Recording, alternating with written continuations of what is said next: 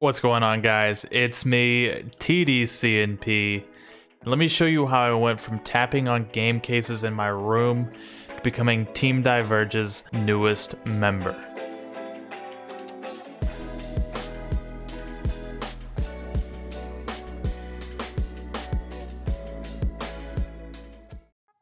So where do I begin? 2016, senior year, spring break, I went on a cruise. And this cruise ship just so happened to have a casino. Your boy likes to gamble. My first night, I sat down at a blackjack table with $40. And almost 3 hours later, I had turned that $40 into $800. Best luck of my life. With that $800, I decided it was time to pursue a lifelong dream of mine.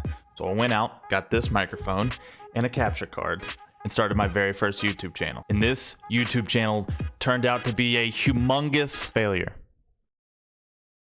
And I deleted it entirely. Some time passed and I knew I wanted to take another crack at it, but I didn't quite know how. Now let's talk about the giant, massive elephant in the room. ASMR. Now I understand that ASMR isn't for everyone, but for a lot of people out there, it gives them a sense of comfort. Now you might ask, CNP, how did you get into ASMR? Great question, thanks for asking. See, sophomore year, I was roommates with this guy.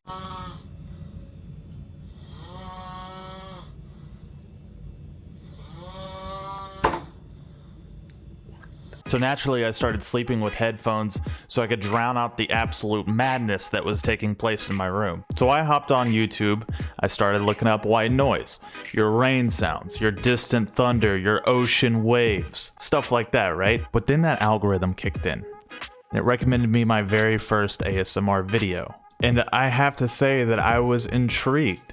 So of course, I started to search ASMR. And I was met with hundreds upon thousands of different channels doing different forms of ASMR.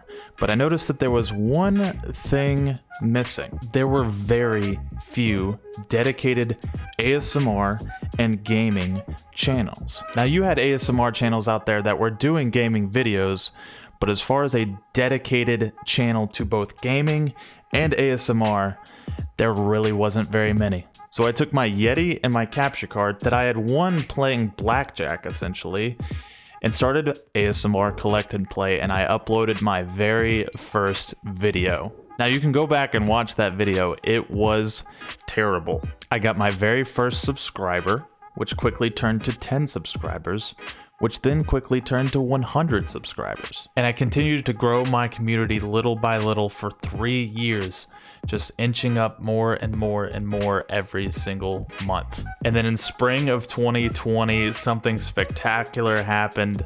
The YouTube algorithm picked us up and ran with us. That spring, we gained over 8,400 subscribers on YouTube. And then we hit 10,000 subscribers, all while I was doing this just part-time, having fun in my basement, just trying to entertain people. Then came the comments of, why is this man not at 1 million subscribers? How do you only have X amount of subscribers? You should be at 1 million. In before 1 million. And with those comments came more subscribers, which came more views, which came more ad revenue, to the point where I started to actually think to myself, can I make this a full-time job? And it was around this time that I got to be in a pretty dark place. I was working a great job for the family company, a company that my dad basically built from the ground up. But this was a job not that I wanted, but one that I just felt I had to have. I didn't know what I wanted to do with my life, but I knew it wasn't what I was doing. On October 30th, it became very clear to me that I needed to do something. So I left work and headed to my parents' house, not knowing what I was going to say or do when I got there. We sat down and I told them what I was going through and that I could not work there anymore. They asked me what I wanted to do with my life, in which I responded, I have no idea. I was truly and utterly lost. That's when my mom brought up the idea to do YouTube full time. I'd always kept her up to date with all the milestones that I was hitting and how much fun I was having creating content for my community. My parents, being the amazing people that they are helping to support me while I realize my dream of being a full-time content creator. And so on November 1st, I made the announcement of my full-time status. And then things just started getting crazy.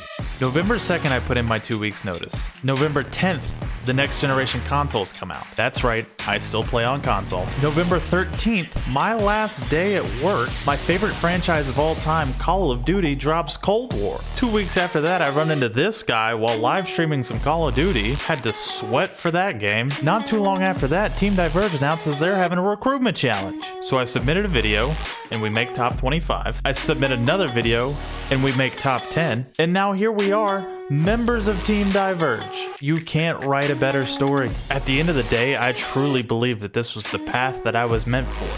Everything happens for a reason, and the timing of this is nothing short of a miracle. I'm absolutely honored to be a part of a great group of new recruits, and I cannot wait to see what we can accomplish together. All that being said, I am TDCNP, and I'll see you when I see you.